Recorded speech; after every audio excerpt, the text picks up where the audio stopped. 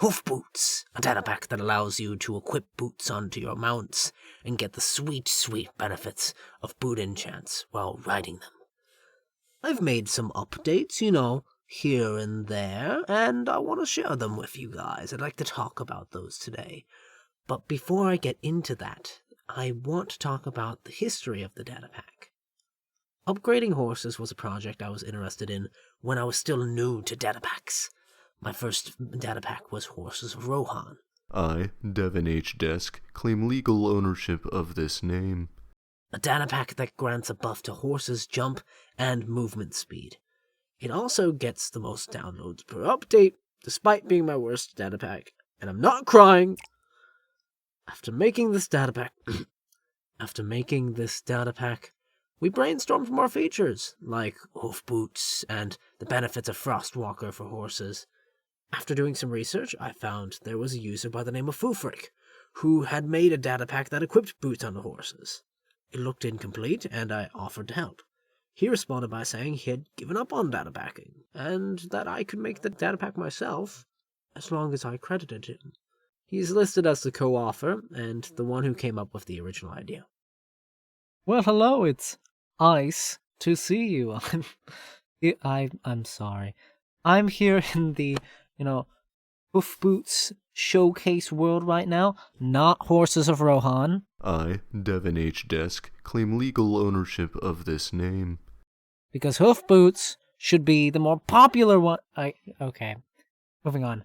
Anyway, so how do you do it? How do you equip the boots? How do you do stuff? Because you gotta be able to put them on, right? Well, if I right-click it, boom, they're on it now. If I right-click it with another pair of boots, they go on and the other ones drop. If I use the shovel like a shoehorn, which if you don't know what a shoehorn is, it's similar shape to a shovel, but tiny, and you use it to get out of, shoes, or get into shoes that are really tight. So if I were to, right-click it with that, it would get the shoes off. Now, the best usage of this, or you put these... Okay, the best usage of this is... If I go ahead and give a horse Frostwalker, well now, oceans, rivers, that's not a problem for your horse anymore. They don't get in the way. The water just freezes under you, and eventually it'll unfreeze on its own. Now, I could talk about Featherfall, but I think you guys get the gist. I could go up there and almost kill a horse. But, no, yeah, let's just move on. And next, now, I don't know how many people actually know how skeleton horses work, but they don't work like normal horses. Normally, horses kick you off when you're in the water, right? But when you go underwater with a skeleton horse... Now, if you have Depth Strider, like I just put on to this skeleton horse, you can move pretty quickly under here, and you just have a little skeletal submarine. Maybe get a turtle helmet with respiration on it. Going back, let's talk about how exactly some of this works. So when we get into the technical stuff, it'll be a bit clearer. So, take a look at our little diagram here. Now, there's a bit of a difference between shift right-clicking and normal right-clicking. If I do a normal right-click, boom, I'm writing it, right? But if I do a shift right-click, like I just did there, I didn't write it, but I still interacted. If I shift right-click again, boom. It's on, but I didn't write it. Normal right-click, ended up writing it. And it all works, but there's different code behind it. So, probably going to want to think about that a little bit for this next part here, because we're going to go into the code. So how are we doing this? Well, first of all, we only want to deal with mobs that are tamed or saddled. Next, we need to solve the issue of different ways to right-click the horse. If the player is shifting when they right-click it, then it won't make them ride the horse. And as a result, we can just raycast to find the horse. If they aren't shifting when they right-click it, then it will make them ride the horse. But we actually get the worst of both worlds. The game will think that the player is still standing where they were, but also thinks that they are now rotated to look in the same direction as the horse, as if they were riding it. This means we can't raycast to find the horse, because the sightline isn't pointed in the correct direction.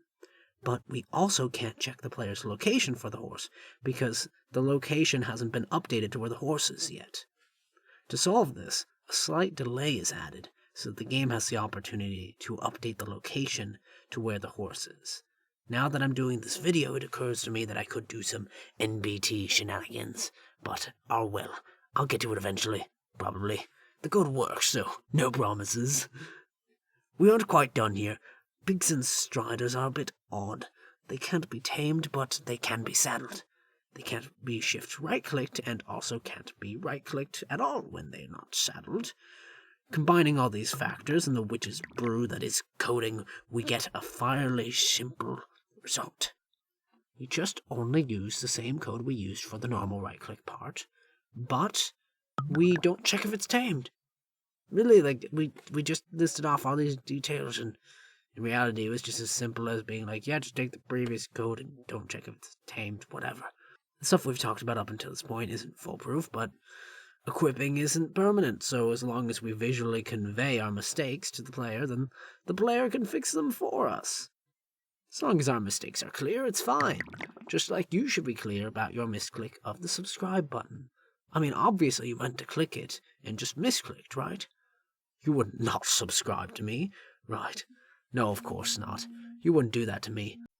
Now that we've forged a link of cold, hard code between the player and the horse, let's figure out how to move the boots over. In Minecraft, most mobs have armor slots that look exactly like the players. Even a chicken has a helmet, chestplate, leggings, and boots hidden under all those feathers and those skinny, tiny legs.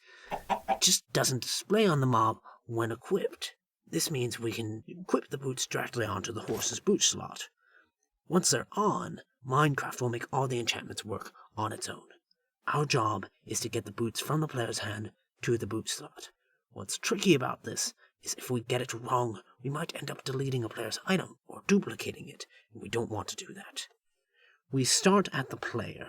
One of the pieces of code we completed earlier involved a delay, so we need to start by double-checking that the player is still holding the boots after the delay is concluded. Next, we create a copy of the item and move it to some data storage. We then move over to the horse and check if it's wearing any boots. If the boots have a curse of binding, we stop there. If the boots don't, then we drop them on the ground. We now copy the boots over from storage to the empty boot slot of the horse. Minecraft has this really weird feature where the armor dropped by the mobs only has a chance to drop and its durability is random if it's dropping it from being killed. We need to make sure that the boots always drop and have the same durability as when they were equipped. So we changed the mob's boot drop rate to 200%. Obviously, I don't literally mean the drop rate is 200%. This is a flag that tells the game, hey, do 100% and also randomize the value. Oh, sorry, got a little out of hand there. Not randomize. Lastly, we go back to the player, and if we successfully copied over the boots, we annihilate the boots in the player's hand, because there can only be one. Now let's talk about some of the other features. I wanted to add cats to the list of mobs that can wear boots, as a reference to Puss in Boots. But somehow, cats manage to be jerks just as much in Minecraft as they are in real life. When I right-click a dog to make it sit and stand, I can detect it because it's a good boy. But when I do the same with a cat, it doesn't freaking work. That is, it doesn't work unless I'm specifically feeding it fish. Seriously, it only works if I'm feeding you. That's it. I'm taking the dog and getting out of here. Come on, Daniel. Hey! Okay, we're back in the Hoof Boots Showcase world, not Horses of Rohan. I, Devin H. Desk, claim legal ownership of this name. What I can do here...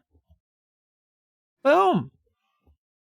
I just fed an enchanted golden apple to a horse. Normally in Minecraft, feeding a normal golden apple to a horse and feeding an enchanted golden apple, same exact thing. Same exact effects. But now, I've given it speed and other stuff, just basically, mirroring the effects. You're not going to be able to see them or anything, but... And yeah, get speed and, fire resistance. Basically, the stuff that you normally get golden apples, but slightly modified to be better for enchanted golden apples. But moving on, let's talk about enchanting horse armor. Now, I can't change the enchantment table GUI to let you put horse armor in there. But what I can do is add smithing for it. You see, you have a chest plate here, horse armor here. Boom, now you have enchanted horse armor.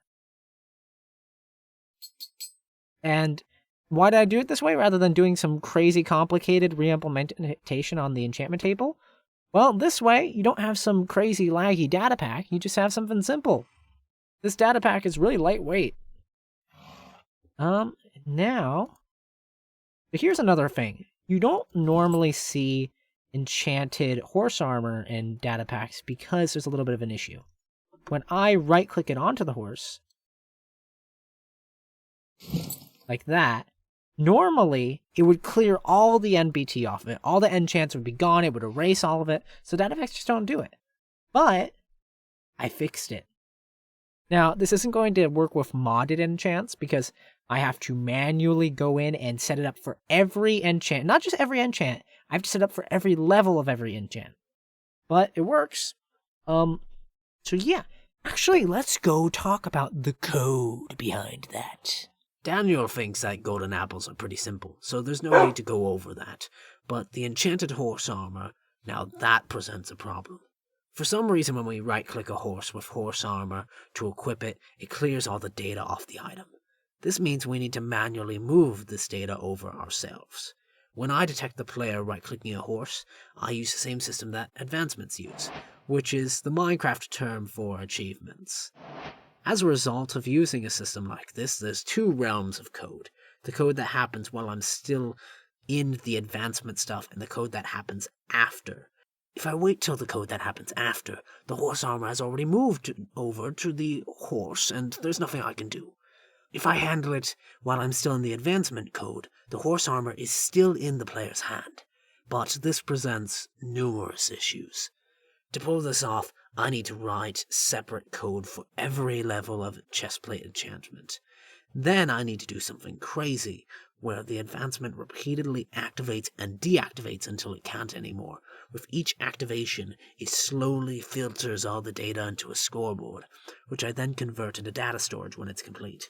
Once it's in a data storage area, I just find the horse using techniques we've already talked about and paste the enchantment data onto the horse's armor that it's wearing. The enchantments might get their order rearranged, but it preserves them, and that's what's important. And now we can have enchanted horse armor without the enchantments disappearing. And that's all the mechanics. We gave mounts the power of boot enchants, allowed horses to benefit from the enchanted golden apples, and added the ability to enchant horse armor. Ooh, wait, I have an idea. Hey, Daniel, fetch the end card. Good boy.